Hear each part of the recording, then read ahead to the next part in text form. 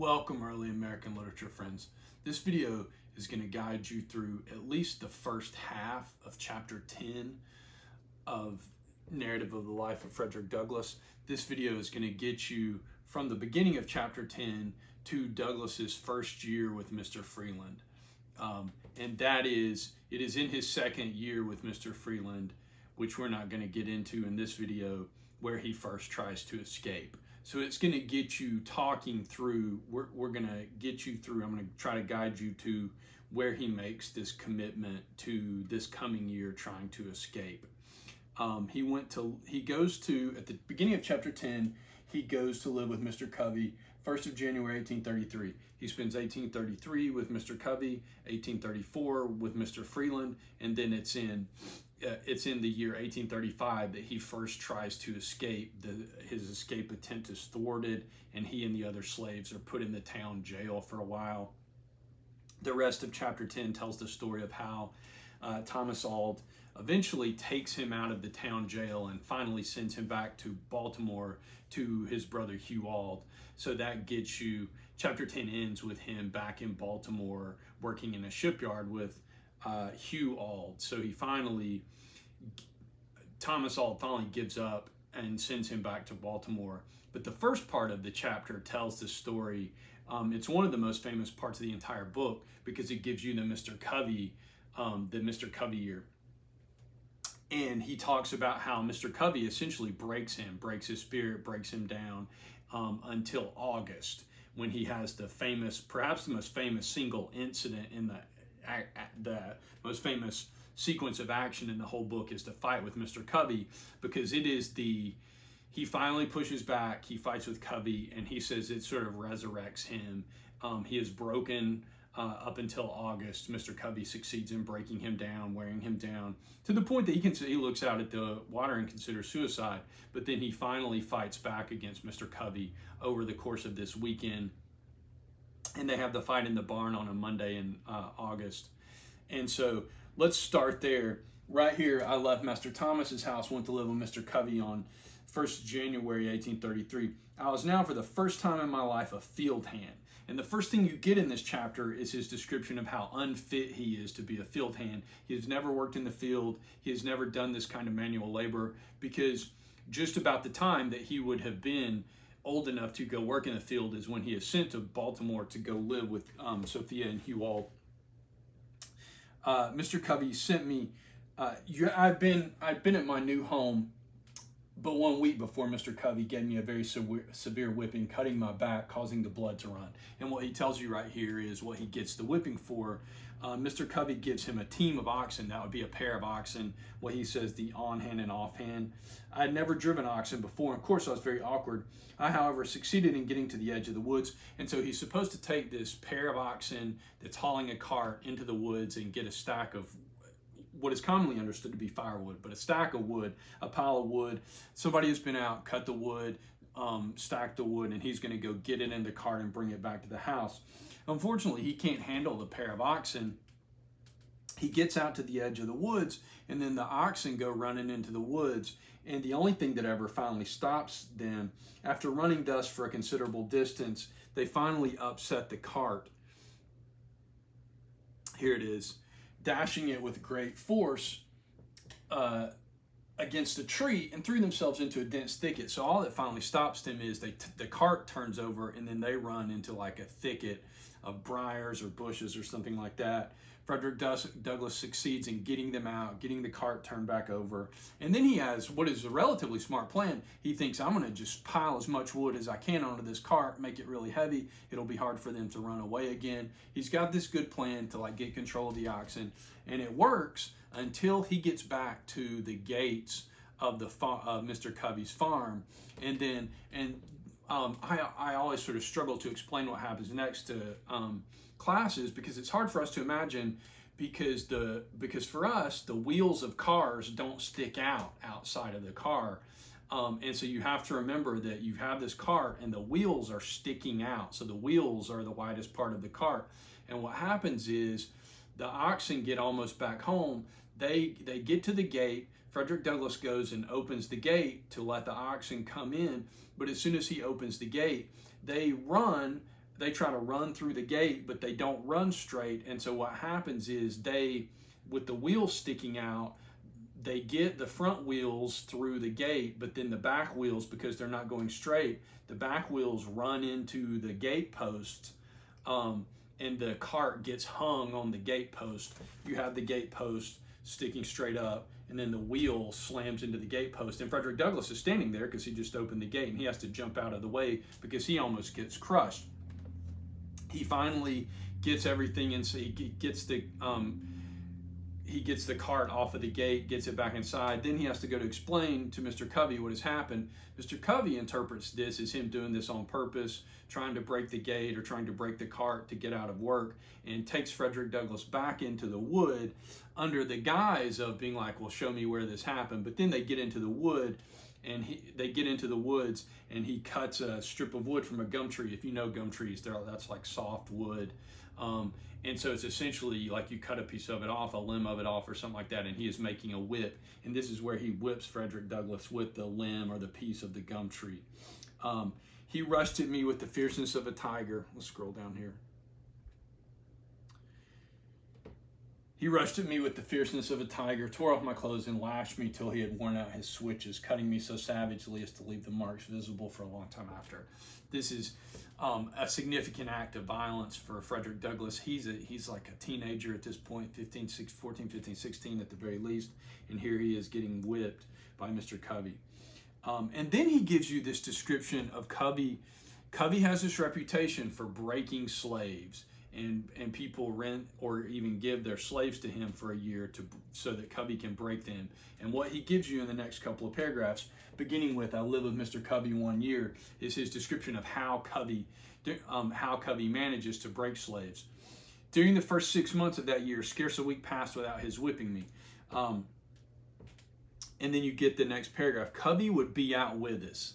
The way he used to stand it was this. And Covey, there's two parts to this. Covey is one of the few slave masters who physically works with the slaves. He gets out, he would spend most of his afternoons in bed. He would then come out fresh in the evening, ready to urge us on. And so Covey physically gets out and works with the slaves even as he is supervising them, but then he goes in right after lunch and takes a long nap, so that he wakes up with the slaves, gets them to work until they work till lunchtime, and then they go back to work. Covey goes and takes a nap and then comes back out fresh to supervise them and work alongside them.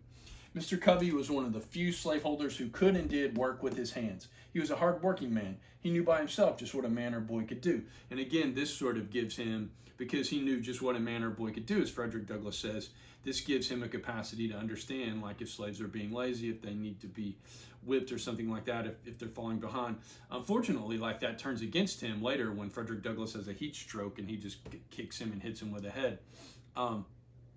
Make no mistake about it though, Covey does this because he is poor and this is how he can make a living and earn enough money. Douglass describes how Covey eventually saves up enough money to buy a female slave.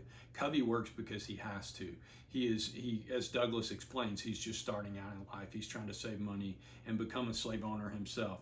So make no mistake about it, Covey is not some like virtuous person. He is a brutal and harsh person, working alongside the slaves and taking this nap and sneaking. Frederick Douglass describes how Covey like hides in the woods and sneaks up on the slaves. You get this description. He was under every tree, behind every stump, in every bush, and at every window on the plantation. Mr. Covey's forte consisted in his power to deceive. You get that sentence. Mr. Covey's forte consisted in his power to deceive. His life was devoted to planning and perpetrating the grossest deceptions. Douglass argues that at the core of Covey's ability to break slaves and control slaves is his sort of sneaking around and hiding and tricking the slaves into constantly being nervous and anxious. What if Covey's here? Over there, he'll like pretend he's going to town and then turn back and catch the slaves. And the central core of Douglass's depiction of Mr. Covey is his sort of sneakiness and tricking and deceiving the slaves, and so that they're constantly on their guard and worried that Covey's going to show up and catch them. And he says Mr. Covey is this religious man, and he would pray. He would make a short prayer in the morning and a long prayer at night. And so again, for Douglass, this is this sort of hypocrisy of holding slaves and brutalizing and doing violence against slaves under the cover of religion and Christianity. It is in this paragraph too that Mr. Covey's forte, where he describes Mr. Covey saving up enough money to buy a female slave. Let's see where it is right here. Mr. Covey was a poor man. He was just commencing in life. He was only able to buy one slave, and shocking as is the fact, he bought her, as he said, for a breeder. He buys a female slave, this woman named Caroline, and then he locks a male slave who is already married to someone else and who he is renting for the year. He locks her in the same cabin as Caroline. Eventually, Caroline is pregnant. Caroline has twins, which Mr. Covey and his wife read as this blessing from God, because now they have tripled their number of slaves. And again, Douglass reads this as the hypocrisy of Christianity, because he is forcing these two people to commit adultery so that he can gain wealth and have more slaves. Then there is one of the more famous paragraphs in all of Frederick Douglass. If at any one time in my life more than another I was made to drink the bitterest dregs of slavery, that time was during the first 6 months of my stay with Mr. Covey. We were worked in all weathers. It was never too hot or too cold. It could never rain, blow, hail, or snow too hard for us to work in the field. Work, work, work was scarcely more the order of the day than of the night. The longest days were too short, and the shortest nights were too long. I was somewhat unmanageable when I first went there, but a few months of this discipline tamed me. Mr. Covey succeeded in breaking me. I was broken in body, soul, and spirit. That's an important moment in this text, because Mr. Covey succeeds. Thomas Auld sends Frederick Douglass to Mr. Covey to be broken, and Douglass argues here Covey succeeds. He wears him down, he breaks him down through this combination of not having time enough to eat and Mr. Covey sneaking around and whipping him and all this stuff. Sunday was my only leisure time, and then this is where Douglass gives you this sort of where he looks they would have Sundays off. They would work 6 days, be off on Sunday. And Douglass sits by the side of the Chesapeake Bay watching the ships and thinks about suicide, thinks about taking his own life. He says, he looks at the ships and says, "You are loosed from your moorings and are free," talking to the ships out in the bay. "I am fast in my chains and I am a slave. You move merrily." And then later in that same paragraph,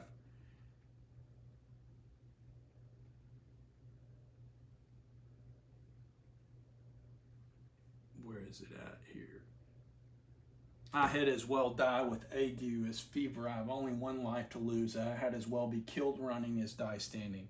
And so Douglass thinks about suicide or taking his own life or running away, and he says, even if I get caught and killed, it'll be better to be killed running. I had as well be killed running as die standing. It's as good to be killed trying to run away as just continuing to live in slavery. And he sort of fluctuates. It may be that my misery and slavery will only increase my happiness when I get free. So he thinks only one of two things can happen if I try to run away. I'll succeed and be free, or I'll be caught and killed. But either way, I'll be free of slavery. You can see he's sort of in this dark, desperate moment. And then you get another important paragraph. "I've already intimated that my condition was much worse during the first 6 months of my stay at Mr. Covey's than in the last 6. The circumstances leading to my change in Mr. Covey's course toward me form an epoch in my humble history. You have seen how a man was made a slave. You shall see how a slave was made a man. On one of the hottest days of the month of August, 1833. And this is where Douglass and several other slaves are working. They're processing wheat. They're taking raw wheat and processing it. We were engaged in fanning wheat. And Douglass, because it's so hot and Douglass is out working in the heat, he has what is very clearly a heat stroke. He gets lightheaded and then he collapses. And when Douglass collapses, Mr. Covey was at the house about 100 yards from the treading yard where we were fanning. On hearing the fan stop, because Douglass collapsed, he left immediately, came to the spot where we were. And then Mr. Covey thinks that Frederick Douglass is faking it, he's pretending, and so he kicks Frederick Douglass a couple of times, and then he takes one of the tools that would be like a boat paddle or like a 2x4 or something along those lines, and finally hits Frederick Douglass in the head with it and seriously injures Frederick Douglass. He talks about how blood is just pouring out of his head, and it gets stuck in it runs all over his shirt, gets all over his hair. And finally, you get right here. I made no effort to comply, having now made up my mind to let him do his worst. And so Frederick Douglass just collapses, can't fight back. Covey is kicking him, hitting him in the head with this wheat fan, which is about like a boat paddle. And then you get this interesting moment where Douglass decides, at this moment, I resolve for the first time to go to my master, enter a complaint, and ask his protection. In order to do this, I must that afternoon walk 7 miles. And so Frederick Douglass waits until Mr. Covey walks away and is somewhere else, and then he just gets up and takes off running. He says that he has recovered a little bit. I was exceedingly feeble, made so as much by the kicks and blows which I was received as by the severe fit of sickness, the kind of heat stroke. He starts for St. Michael's. I succeeded in getting a considerable distance on my way to the woods when Covey discovered me, called after me to come back, threatening what he would do. But Frederick Douglass stays off the road, goes through the woods in case Mr. Covey's chasing him, and he eventually succeeds in getting back to Thomas Auld. And he goes and tells you it's like sunset, it's nighttime. I arrived at Master's store. Let's scroll down and see if we can find that.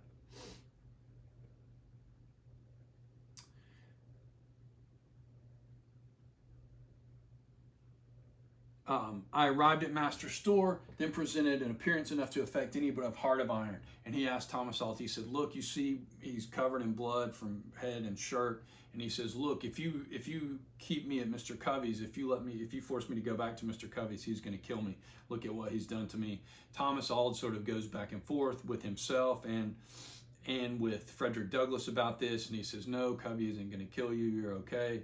And finally, in his sort of greed, I've always understood it, Thomas Auld says, look, I made this contract with Mr. Covey for you to stay there for a year. I've got to stick to the contract. So in the morning, you've got to go back. This is Friday night. On Saturday morning, Frederick Douglass gets up and Thomas Auld forces him to go back. I started off to Covey's in the morning. Let's see if we can find that.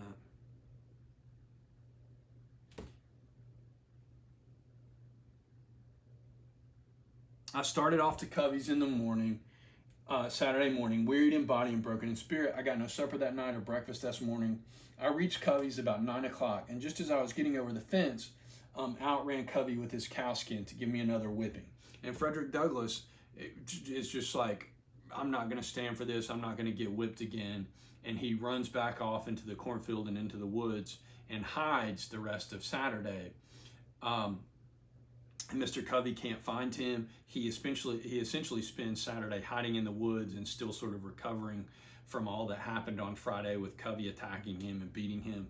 And then on Saturday night, he runs into a slave named Sandy Jenkins. That night I fell in with Sandy Jenkins, a slave with whom I was somewhat acquainted. Sandy had a free wife who lived about 4 miles from Mr. Covey's. And so Sandy Jenkins is leaving after working on Saturday. He is going to spend Sunday with his wife, who is a free woman, and Frederick Douglass goes with him. There is a relatively famous section here where Sandy Jenkins gives Frederick Douglass this root that is supposed to have magical powers. Douglass doesn't really believe it. Is like, this is just some sort of voodoo, hoodoo silliness. You get people often, this is a relatively famous piece, scholars read it because you get this sort of conflict.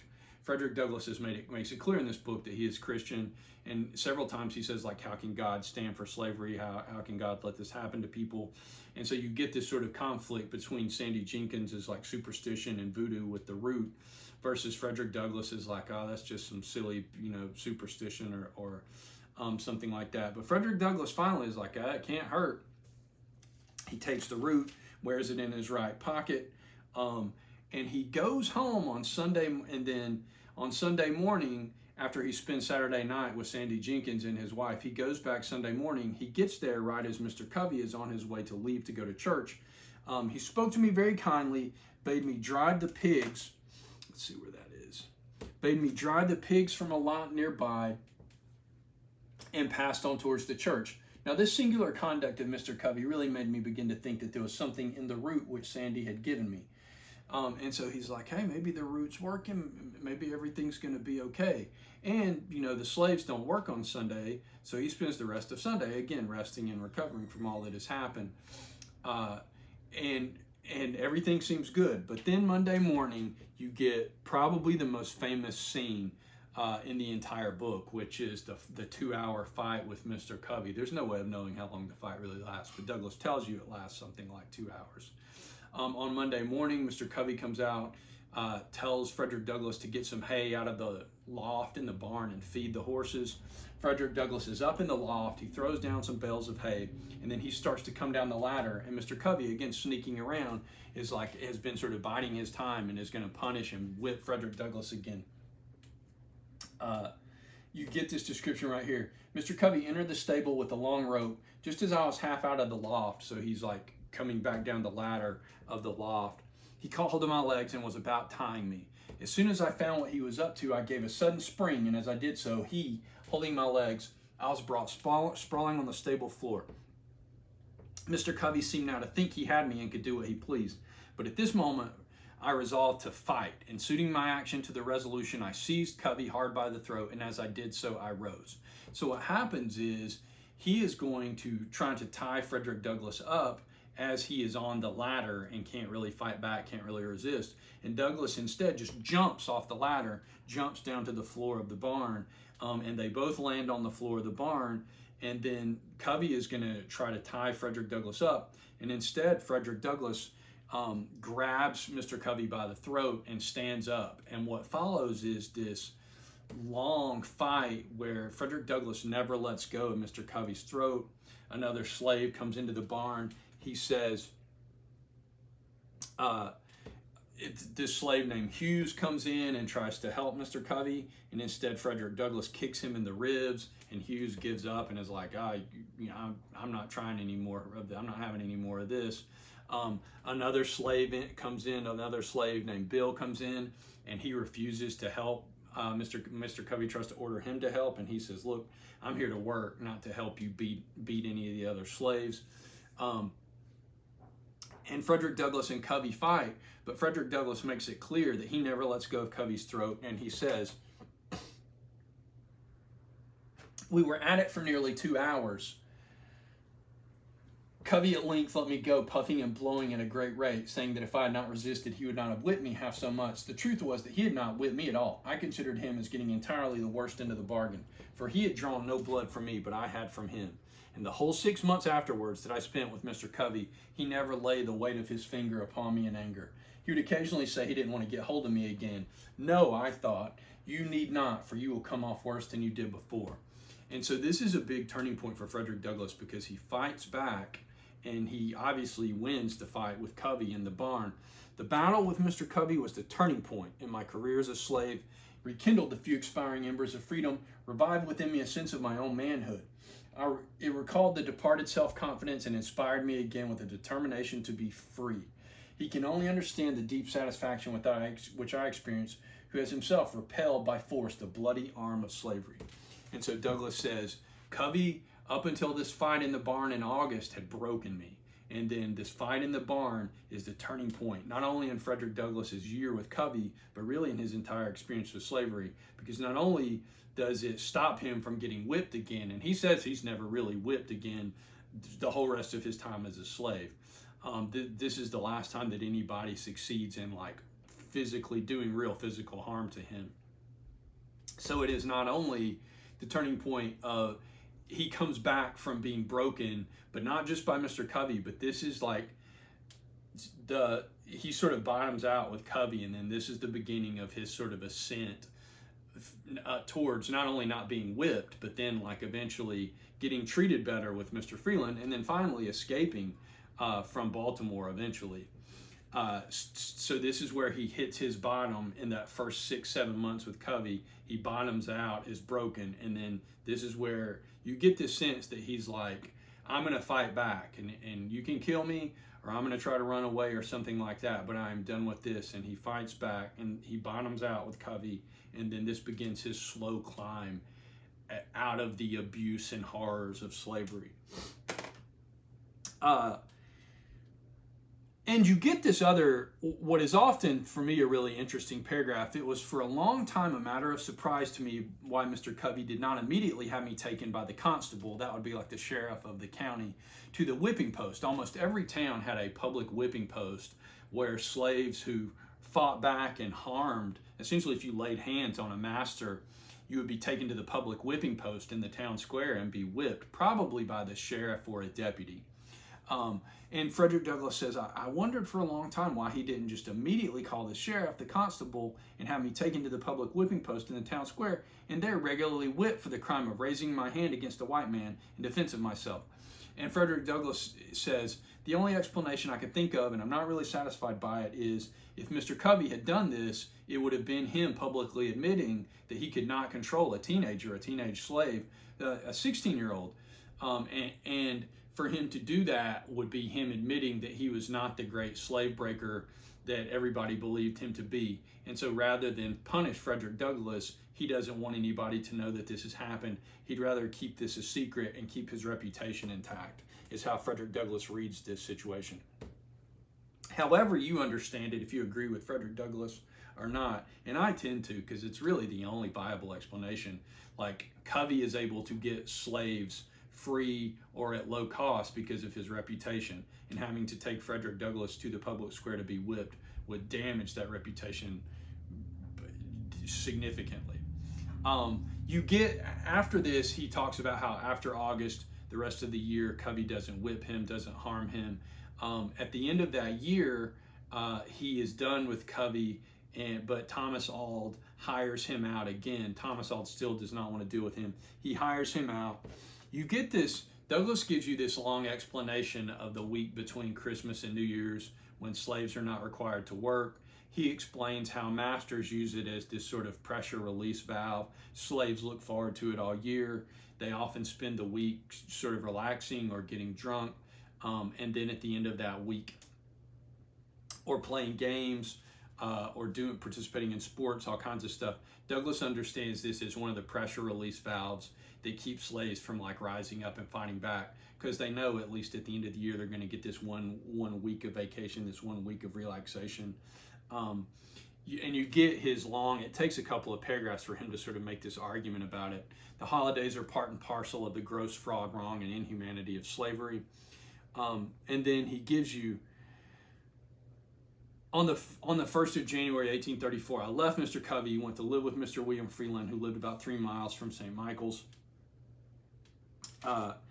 And Douglass he tells you that in every imaginable way, Mr. Freeland is better than Mr. Covey. Mr. Freeland never tries to whip him, and essentially very rarely whips his slaves at all. Mr. Freeland owns 2 slaves and then has, I think, 3 others hired to work there, including Frederick Douglass and then Sandy Jenkins, the person that he spent that Saturday night with. I soon found Mr. Freeland a very different man from Mr. Covey. They're not rich. He was what would be called an educated Southern gentleman. Mr. Covey, as I have shown, was a well-trained Negro breaker and slave driver. The former seemed to possess some regard for honor, some reverence for justice, some respect for humanity. That's him talking about William Freeland. Mr. Freeland had many of the faults peculiar to slaveholders, but I must do him the justice to say that he was exceedingly free from those degrading vices to which Mr. Covey was constantly addicted, like the sneaking around and the beatings and all that kind of stuff. And Douglass gives you this explanation of how several of these religious slaveholders are exceptionally harsh, including he describes these 2 ministers, Mr. Hopkins and Mr. Whedon, who are exceptionally harsh with their slaves and doing all these awful things like beating their slaves in advance, or just beating their slaves to remind them who's the master, and these kinds of things. Again, this is one of his arguments that he makes, is that religious slaveholders are even worse because they cover their bad behavior under the hypocrisy of like scripture or particular verses from the Bible. And then he says, but to return to Mr. Freeland and to my experience while in his employment, he, like Mr. Covey, gave us enough to eat, but unlike Mr. Covey, he also gave us sufficient time to take our meals. My treatment while in his employment was heavenly compared to what I experienced at the hands of Mr. Covey. And Douglass makes it clear slavery is poisonous and awful, but this is the best experience he ever has with a slaveholder in this year, and really just like 4 months, because he in the next year at Easter is when he is sent to prison and then sent to the county jail and then sent back to Baltimore. But the year plus like 4 months that he has with Mr. Freeland is the best experience. He makes it really clear, though, obviously, like being a slave is awful. There are just degrees to the awfulness. Some is more awful than the other, like being with Mr. Covey is especially awful. Until you get down to, and this is where we are going to stop, the 2 paragraphs. The year passed off smoothly, seemed only half as long as the year which preceded it, the year with Mr. Covey. I went through it without receiving a single blow. I will give Mr. Freeland the credit of being the best master I ever had till I became my own master. And so it is this combination, he says, what makes this year so easy is this combination of Mr. Freeland is the best master that he ever has, but also I was, however, somewhat indebted to the society of my fellow slaves. They were noble souls. We were linked and interlinked with each other. I loved them with a love stronger than anything I have experienced since. And so he is very close with the other slaves that work there for Mr. Freeland, and Mr. Freeland is the easiest and best master that he has. And through that combination, again, like his experience, his year with Mr. Covey, he is sort of rising and rising and rising out of that darkest, lowest point. And then the last paragraph that we're going to talk about in chapter 10. At the close of the year 1834, Mr. Freeland again hired me of my master for 1835. And it's in Easter of 1835 that he and the other slaves come up with this escape plan and try to escape. By this time, I began to want to live upon free land as well as with Freeland. I was no longer content, therefore, to live with him or any other slaveholder. And so this is where he says, my tendency was upward. I was fast approaching manhood. I therefore resolved that 1835 should not pass without witnessing an attempt on my part to secure my liberty. And so he and the other slaves come up with this plan to try to escape. And that is where we are going to stop right here, because you can see right here, he survives the year with Covey. He sort of bottoms out, has the heat stroke and the fight with Mr. Covey in August. And then that is where he bottoms out and begins his sort of upward climb out of slavery. He goes to Mr. Freeland. He survives that first year with Mr. Freeland, has a much better year, and then he gets to 1835, is with Mr. Freeland and this group of slaves again, and he decides, I've got to practically, in a practical way, start trying to escape and get out of slavery. He is not satisfied with like not being whipped anymore, and it becomes clear to you through the way he is describing this that he's not going to be satisfied being a slave forever, and that he is going to continue to try to escape until he either succeeds or is killed or something like that. And this sets in motion, like I said at the beginning of this video, this sets in motion his attempt with the other slaves to escape is discovered. They are locked up in the county jail. Thomas Auld doesn't really know what to do, and so finally he just sends Frederick Douglass back to Baltimore, and Frederick Douglass eventually escapes from Baltimore on a train, escapes into Pennsylvania and Philadelphia, and is finally secures his freedom later in 1836. I hope that is a useful guide and explanation to you of this like first half of chapter 10. Chapter 10 is much bigger and much longer than any other chapter in the book. It is the next to last chapter, but it is because Douglass spends so much time describing his sort of bottoming out with Edward Covey and then beginning to rise out of that. So again, I hope that's useful to you, and I hope y'all are doing well.